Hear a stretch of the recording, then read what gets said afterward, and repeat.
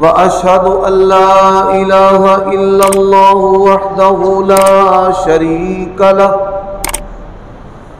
وأشهد أن محمدا عبده ورسوله أما بعد فإن خير الحديث كتاب الله وخير الهدي هدي محمد صلى الله عليه وآله وسلم وشر الأمور محدثاتها وكل محدثة بدعة وكل بدعة ضلالة وكل ضلالة في النار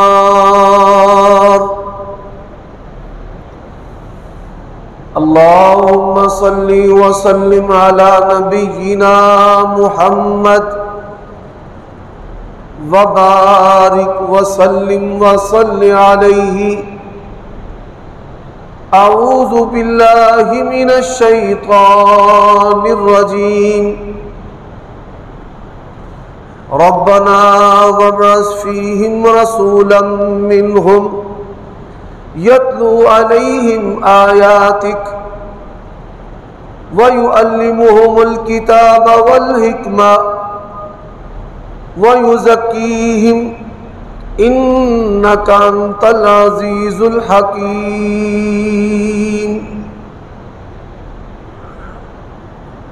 عیوب اور نقائص سے پاکیزہ تمام قسم کی حمد و ثنا اللہ وحدہ لا شریک لہ کے لیے، اور درود و سلام شفیع للمذنبین خاتم النبیین رسول کریم رؤوف الرحیم صلی اللہ علیہ وآلہ وسلم کی ذات اقدس پر۔ سامعین محترم، آج کا خطبہ جمعہ سیرت النبی صلی اللہ علیہ وآلہ وسلم کے مقدس عنوان پر آپ کی خدمت میں گوش گزار کیا جائے گا۔ دین اسلام کا دوسرا نام سیرت النبی صلی اللہ علیہ وآلہ وسلم ہے۔ سیدہ عائشہ رضی اللہ تعالی عنہ سے پوچھا گیا، نبی علیہ السلام کے شب و روز آپ کا اخلاق، سیرت و کردار، تو انہوں نے کہا کہ قرآن مجید جو ہے یہ نبی علیہ السلام کا اخلاق ہے۔ سیرت النبی صلی اللہ علیہ وآلہ وسلم کو اپنایا جاتا ہے، سیرت کو منایا نہیں جاتا۔ دوسری بات، نبی علیہ السلام کی آمد کی خوشی ایک دن کے لیے نہیں ہوتی، شعور اور ہوش و حواس میں جس مسلمان کو نبی علیہ السلام کی آمد کی پیدائش کی خوشی نہیں ہے، حقیقت میں وہ مسلمان ہی نہیں۔ ایک لمحہ بھی نبی علیہ السلام کی محبت اور آپ کی آمد کی خوشی کے بغیر مومن آدمی اس کا تصور بھی نہیں کر سکتا۔ تیسری بات، بعض لوگ نبی علیہ السلام کے بارے میں افراط و تفرید کا شکار ہیں۔ کچھ لوگوں نے غلو حد سے بڑھتے ہوئے نبی علیہ السلام کو اللہ تبارک و تعالیٰ کے ساتھ جا ملایا۔ اللہ تبارک و تعالیٰ کی جو صفتیں ہیں وہ نبی علیہ السلام کے اندر ڈال دی۔ آپ صلی اللہ علیہ وآلہ وسلم نے اس کام سے منع کیا۔ کوئی شخص یہ کہہ سکتا ہے کہ حافظ صاحب نے تجاوز کیا ہے، کہ کوئی مسلمان نبی علیہ السلام کو اللہ سے نہیں ملاتا، نہ اللہ تبارک و تعالیٰ کی صفتیں نبی علیہ الصلوۃ والسلام کے اندر ڈالتا ہے۔ حضرات، رسول اللہ صلی اللہ علیہ وآلہ وسلم نے فرمایا لا تطرونی کما اطرت النصارى مسیح ابن مریم، مجھے اس طرح نہ بنانا جس طرح نصرانیوں نے، عیسائیوں نے حضرت عیسیٰ علیہ السلام کو بڑھایا۔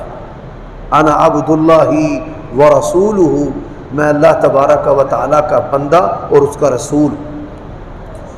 صحابہ کرام رضوان اللہ علیہ مجمعین نبی کریم صلی اللہ علیہ وآلہ وسلم کے معجزات دیکھ کر ان کا بھی دل چاہتا تھا کہ ہم آپ کو سجدہ کریں، اور انہوں نے نبی علیہ الصلوۃ والسلام سے کہا دنیا کے جھوٹے بادشاہ ہیں جن کو ان کی عوام اور ماننے والے سجدہ کرتے ہیں، کیا ہم آپ کو سجدہ نہ کریں؟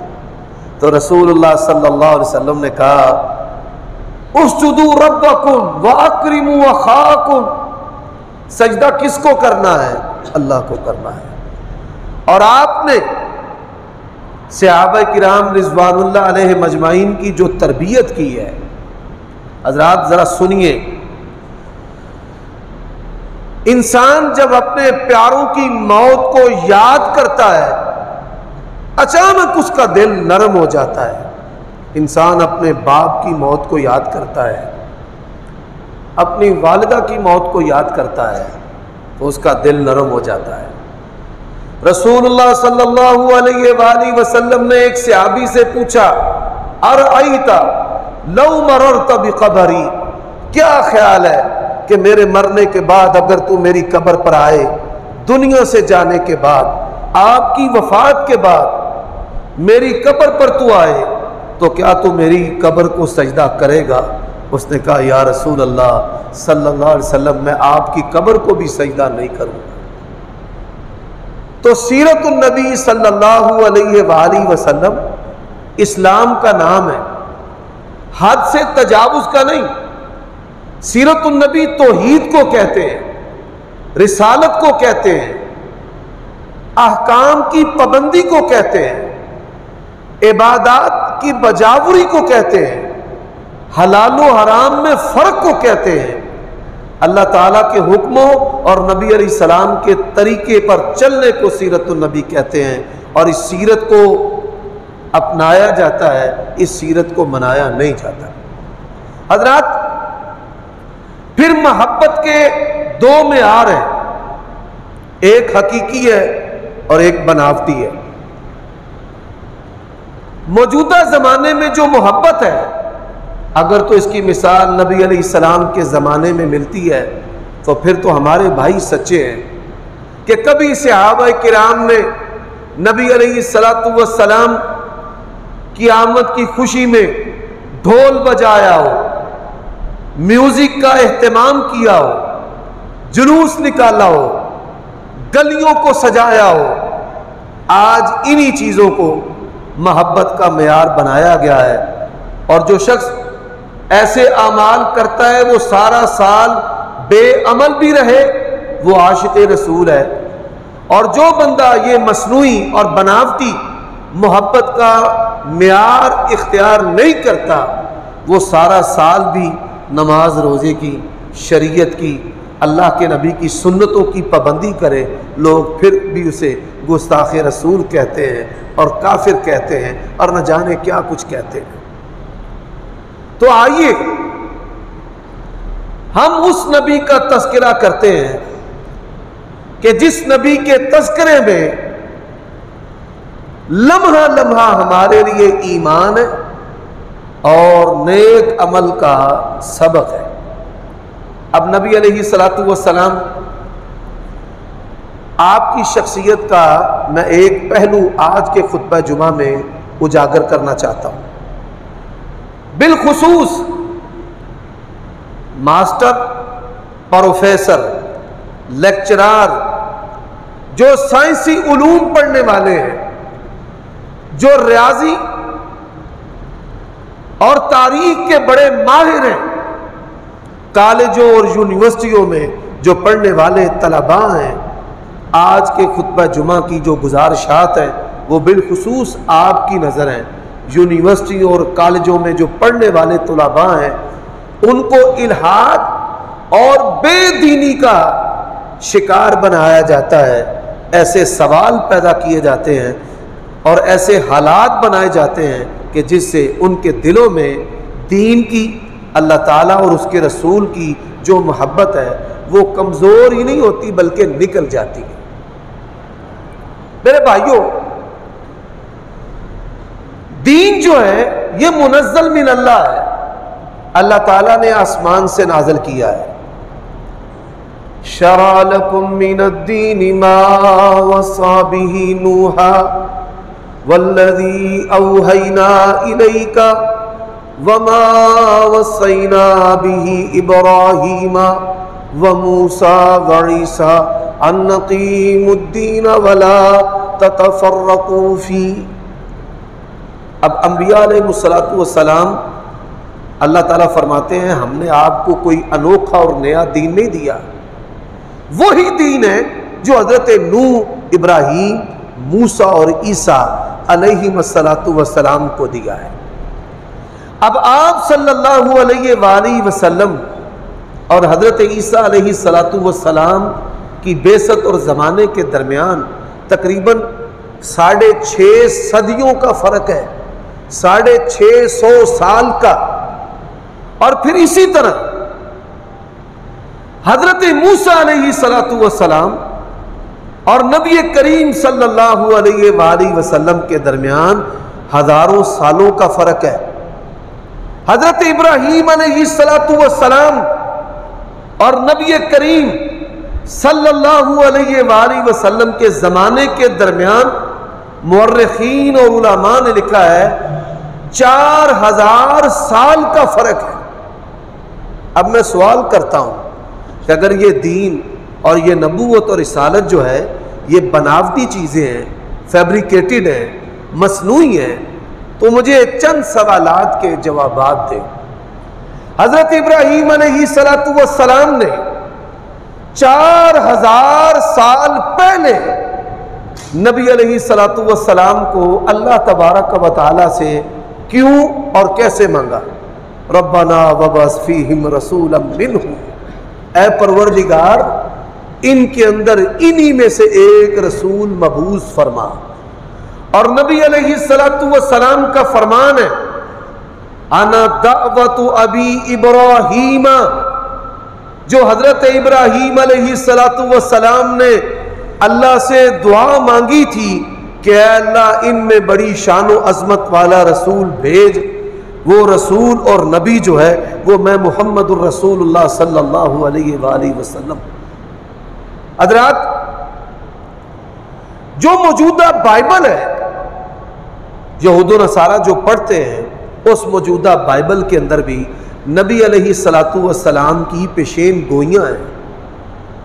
آپ کے علاقے کا نام ہے، آپ کے ساتھیوں کا تذکرہ ہے، صحابہ کرام کا تذکرہ ہے، نبی علیہ السلام کے خد و خال کا تذکرہ ہے، آپ کی صفات کا تذکرہ ہے۔ اگر یہ مصنوعی اور بناوٹی چیز ہے تو میں ان سے سوال کرتا ہوں کہ تورات کے اندر نبی علیہ السلام کا نام، آپ کے صحابہ کرام کا تذکرہ، آپ کی جماعت کی تعداد، آپ کے علاقے کا نام جو ہے وہ کس طرح اور کیسے آ گیا ہے؟ میرے بھائیوں، نبی علیہ السلام نے فرمایا کہ میں عیسیٰ علیہ السلام کی بشارت ہوں۔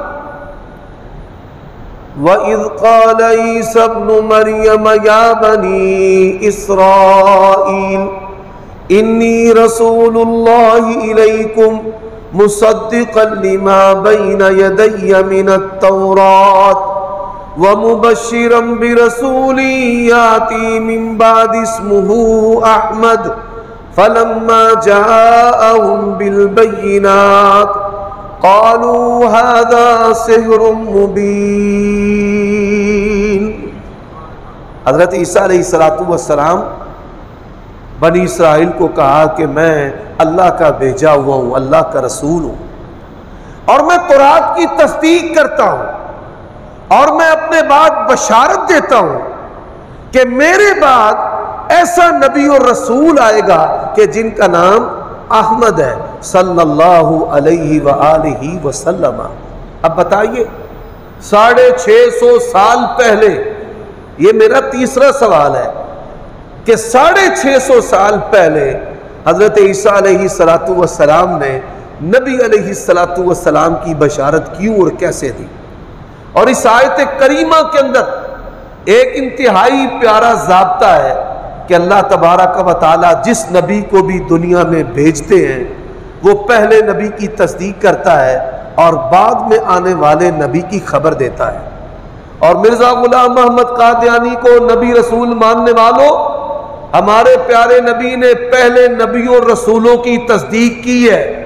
حضرت موسیٰ علیہ السلام کی، حضرت عیسیٰ کی، پہلی آسمانی کتابوں کی، تورات، زبور اور انجیل کی، اور اپنے بعد رسول اللہ صلی اللہ علیہ وسلم نے فرمایا ہے لا نبی بعدی، میرے بعد کوئی نبی اور رسول آ سکتا نہیں ہے۔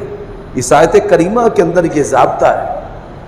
آپ اس بات پہ غور کیجئے، اگر یہ دین منزل من اللہ نہیں ہے، اگر یہ دین ایک چین کی طرح نہیں ہے، ایک کڑی کی طرح، ایک زنجیر کی طرح کہ کڑی کے ساتھ کڑی اور کڑی کے ساتھ کڑی مل رہی ہے، تو بتائیے 4000 سال پہلے حضرت ابراہیم نے نبی علیہ السلام کی خبر کیسے دے دی؟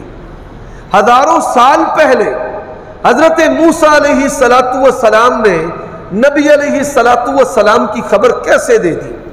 اور حضرت عیسیٰ علیہ السلام نے 650 سال پہلے نبی علیہ السلام کی خبر کیسے دے دی؟ اب آئیے اللہ کا قرآن کیا کہتا ہے۔ فرمایا محمد الرسول اللہ والذین معہ اشداء علی الکفار رحماء بینہم تراہم رکعا سجدا یبتغون فضلا من اللہ ورضوانا سیماہم فی وجوہہم من اثر السجود ذالک مثلہم فی التوراۃ ومثلہم فی الانجیل۔ اللہ تعالیٰ نے قرآن مجید میں فرمایا ہے کہ محمد صلی اللہ علیہ وسلم اور آپ کے جو ساتھی ہیں ان کا تذکرہ تورات کے اندر بھی ہے اور انجیل کے اندر بھی ہے۔ اب تورات اور انجیل کے اندر نبی علیہ السلام کا تذکرہ جو ہے وہ کدھر ہے؟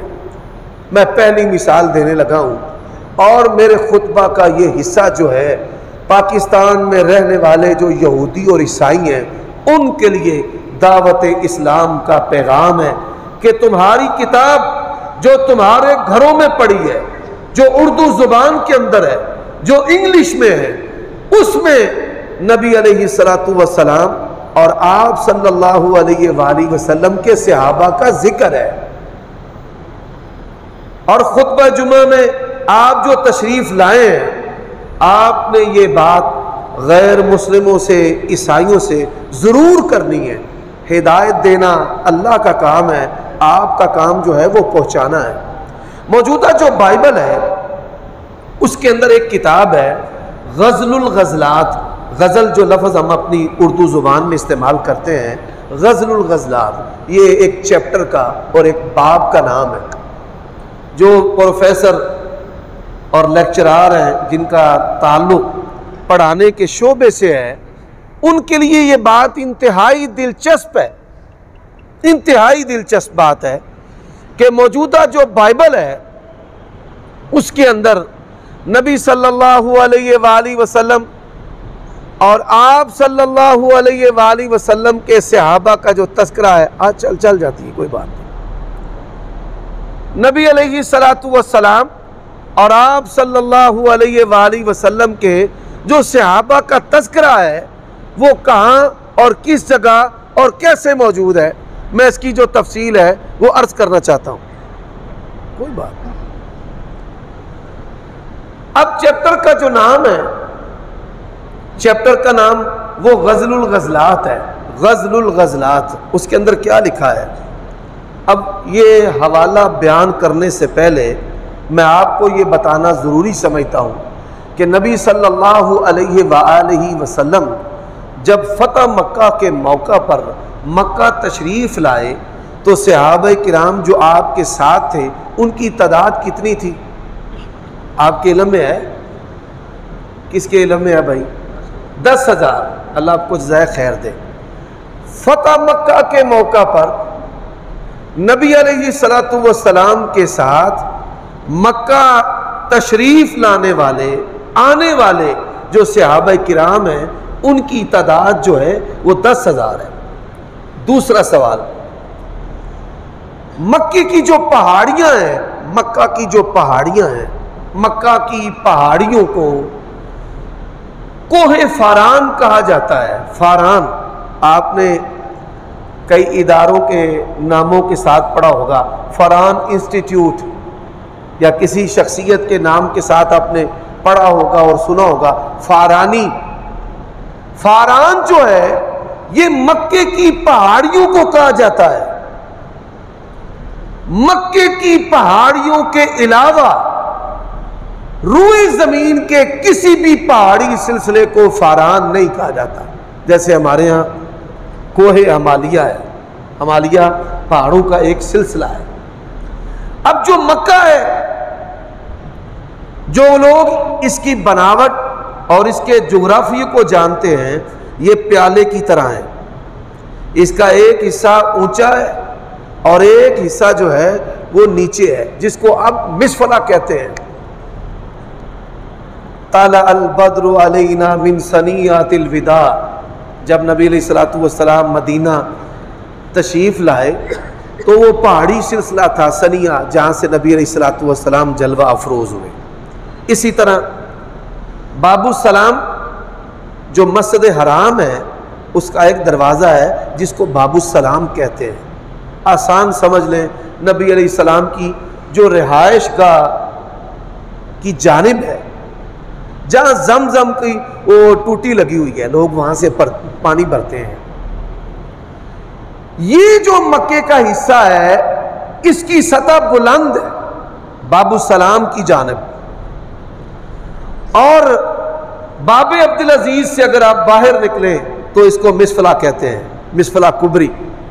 عموماً لوگ رہائشیں دیتے ہوئے کہتے ہیں بھائی رہائش جو ہے وہ مسفلہ کبری کے پاس ہے، اندر ہے باہر ہے۔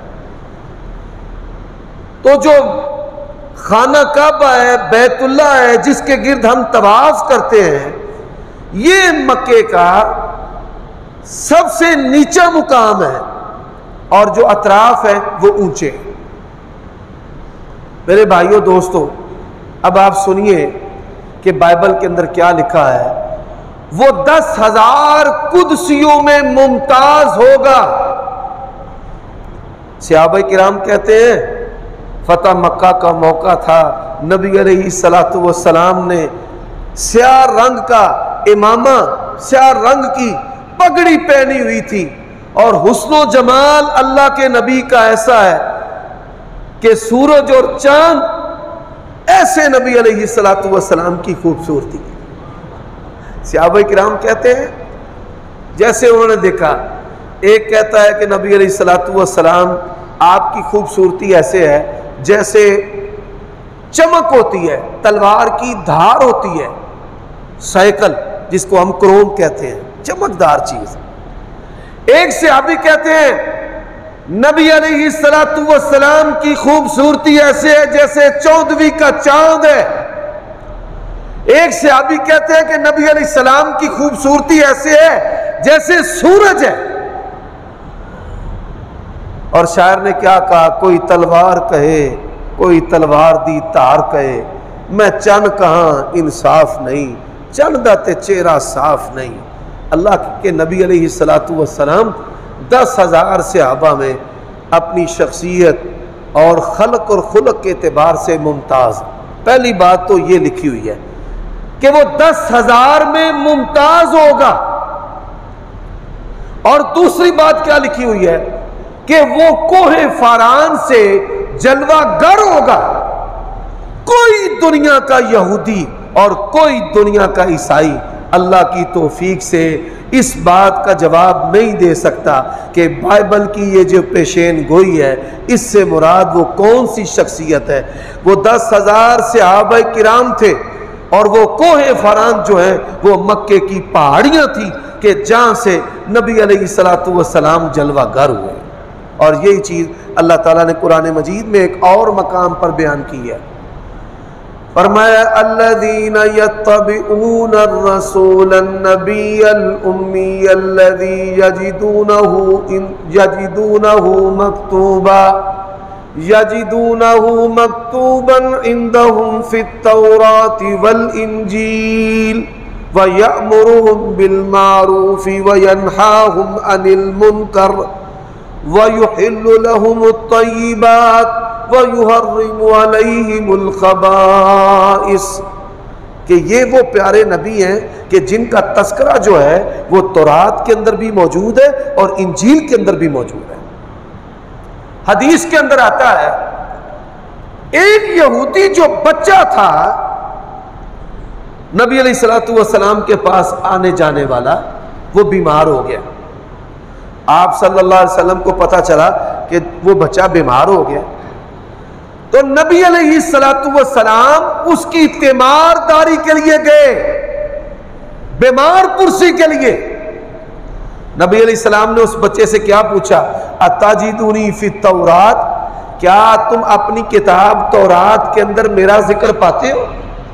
میں تمہاری کتاب کے اندر موجود ہوں؟ بچے نے بیماری میں سر ہلایا کہ ہاں ہماری کتاب کے اندر آپ کا ذکر ہے۔ اور قرآن مجید کیا کہتا ہے؟ فرمایا الذین آتیناہم الکتاب یعرفونہ کما یعرفون ابناءہم وَإِنَّ فَرِيقًا مِّنْهُمْ لَيَكْتُمُونَ الْحَقَّ وَهُمْ يَعْلَمُونَ، جن کو ہم نے کتاب دی ہے وہ اس نبی کو اس طرح پہچانتے ہیں جس طرح اپنے بیٹوں کو پہچانتے ہیں۔ اب اس آیت کریمہ کے بعد جو واقعہ ہے وہ سنانے سے پہلے میں آپ کو یہ بتانا چاہتا ہوں کہ اللہ کے نبی نے اس بچے سے جب پوچھا کہ تیری کتاب کے اندر میرا ذکر ہے، اس نے کہا ہاں ہے، فرمایا کلمہ پڑھ۔ اس نے اپنے باپ کی طرف دیکھا، باپ نے اس بات میں سر ہلا دیا۔ کلمہ پڑھنے کی دیر تھی کہ اس بچے کی روح اس کے جسم سے پرواز کر گئی۔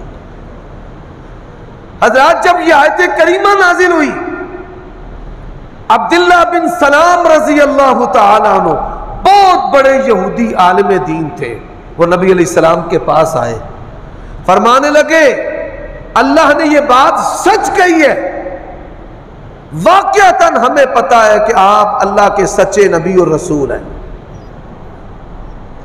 میرے بارے میں یہودیوں سے پوچھ لے کہ میرا ان کے اندر مقام اور مرتبہ کیا ہے۔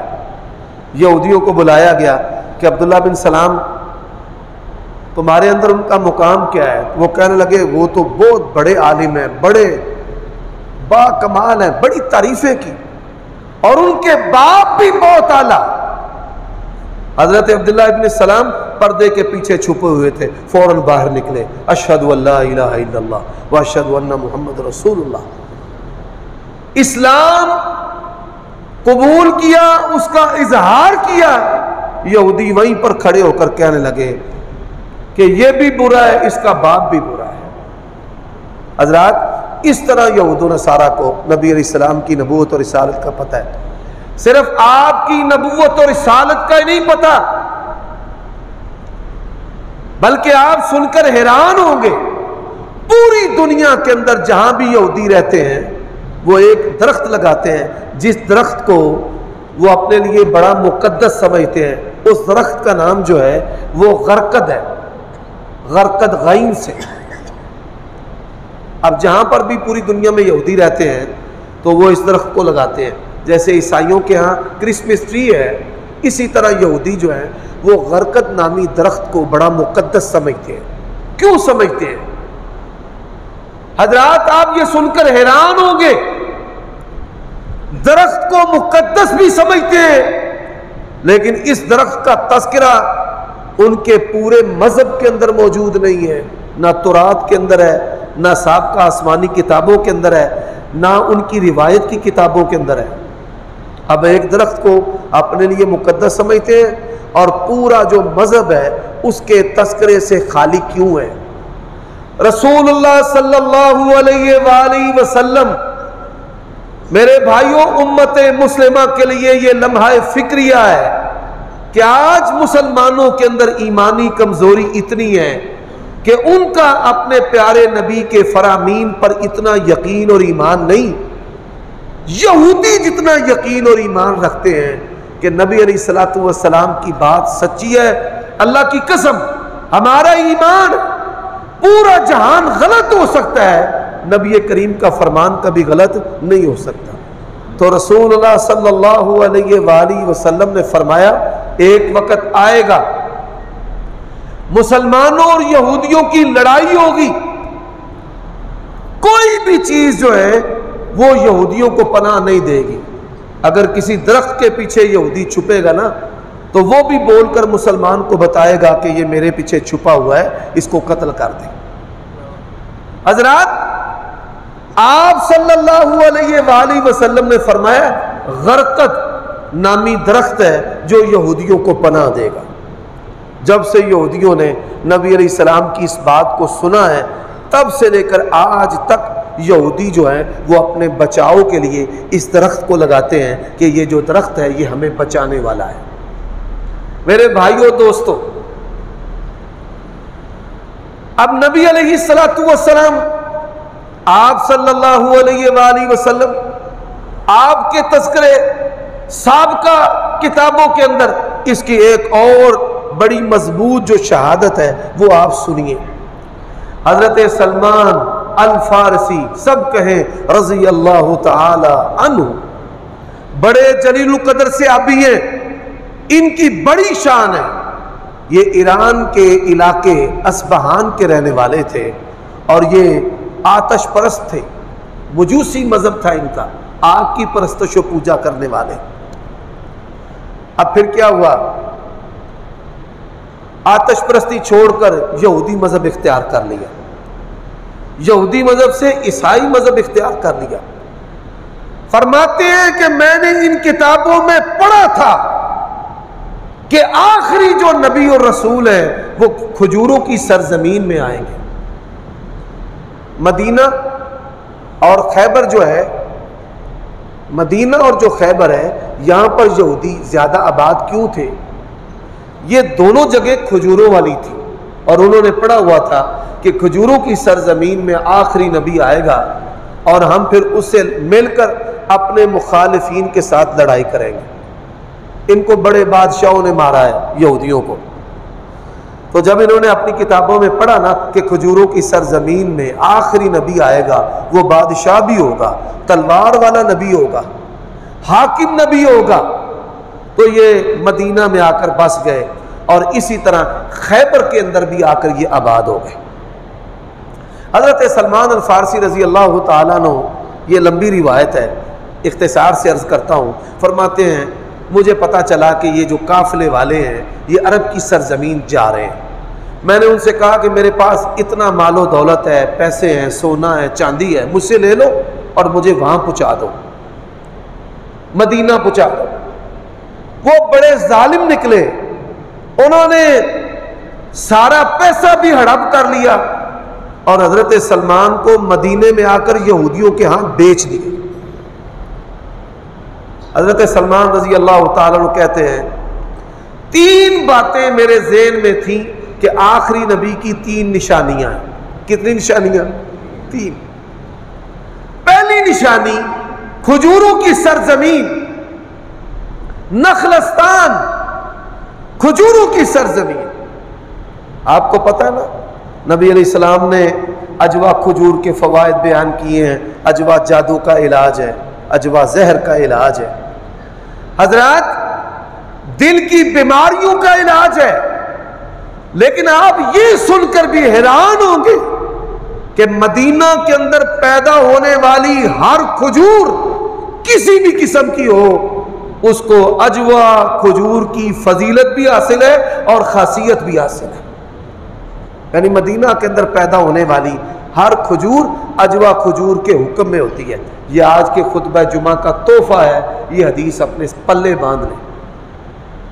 مدینے کے اندر پیدا ہونے والی ہر کھجور اجوا کھجور کے حکم میں ہے۔ فرماتے ہیں پتہ چلا اللہ کے نبی آئے ہیں۔ اب پہلی نشانی تو پوری ہو گئی، ہجرت کر کے آپ مکہ سے مدینہ آ گئے۔ اب دوسری نشانی، صدقہ قبول نہیں کرے گا۔ کیا قبول نہیں کرے گا؟ صدقہ۔ میں کھانے پینے والی جو چیز ہے بڑی کوئی عمدہ بہترین، میں نبی علیہ السلام کے پاس لے کر گیا، میں نے کہا یہ صدقہ ہے، آپ قبول کر لیں۔ فرمایا میں اللہ کا نبی ہوں، میں صدقہ کھاتا نہیں، میں صدقہ نہیں کھاتا۔ حضرات اب تیسری نشانی کیا تھی؟ نبی علیہ السلام کی کمر میں شانے کی ہڈی کے قریب مہر نبوت تھی اور بڑی باکمال نعمت تھی۔ جب اللہ تبارک و تعالی چاہتا اپنے پیارے نبی کو وہاں سے آنکھوں کی طرح دکھاتا تھا۔ حدیث میں فرمایا واللہ اللہ کی قسم ہے انی لأراکم من وراء ظہری، میں اپنی پشت سے بھی تمہیں دیکھتا ہوں۔ اللہ تعالیٰ اپنے پیارے نبی کو پشت سے بھی جب چاہتا تھا دکھا دیتا تھا۔ اچھا تیسری نشانی یہ تھی، حضرت سلمان الفارسی رضی اللہ تعالیٰ عنہ کہتے ہیں کہ نبی علیہ السلام نے مجھے بلایا، ادھر آ تیسری نشانی بھی دیکھ لے۔ آپ نے گریبان کھولا، اپنے کرتے کو پیچھے کیا اور تورات اور انجیل کے اندر اللہ کے نبی کے جسم کے خد و خال اور جو نشانیاں تھیں، فرماتے ہیں میں نے نبی علیہ السلام کی اس تیسری نشانی کو بھی دیکھا جو میں نے پہلی سابقہ کتابوں میں پڑھی۔ اور یہی وہ بات ہے کہ جہاں آج کا میں خطبہ ختم کرنا چاہتا ہوں، الذین یتبعون الرسول النبی الامی الذی یجدونہ مکتوبا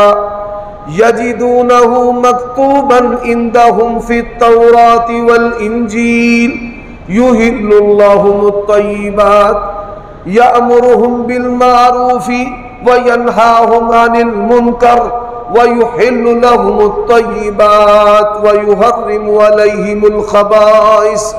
فرمایا ایسے پیارے نبی ہیں، ایسی شان والے نبی ہیں کہ جن کے تذکرے اللہ نے تورات کے اندر بھی اور انجیل کے اندر بھی نازل فرمائے ہیں، اور جن کے آنے کی بشارت اللہ کے نبیوں نے دی ہے۔ اور پھر اللہ نے کیا کہا؟ وَإِذَا أَخَذَ اللَّهُ مِيثَاقَ النَّبِيِّينَ لَمَا آتَيْتُكُم مِّن كِتَابٍ وَحِكْمَةٍ ثُمَّ جَاءَكُمْ رَسُولٌ۔ اللہ نے اپنے سارے نبیوں کو مخاطب کر کے کہا کہ عظمت والے رسول محمد کریم صلی اللہ علیہ وسلم آ جائیں، لَتُؤْمِنُنَّ بِهِ وَلَتَنْصُرُنَّ، تم نے اپنی نبوت رسالتیں چھوڑ کر نبی کریم صلی اللہ علیہ وسلم پر ایمان لے آنا ہے۔ اور جب حضرت عیسیٰ دنیا میں آئیں گے، آ کر اپنی نبوت اور رسالت نہیں چلائیں گے، بلکہ حدیث میں ہے حضرت عیسیٰ کہیں گے میں نبی کریم کا امتی بن کر آیا ہوں، میں امام بن کر نہیں آیا۔ اللہ تعالیٰ سے دعا ہے اللہ تعالیٰ ہمیں جب تک زندہ رکھے نبی کریم کی محبت پر زندہ رکھے اور نبی کریم کی محبت پر موت نصیب فرمائے۔ وآخر دعوانا ان الحمد للہ رب العالمین۔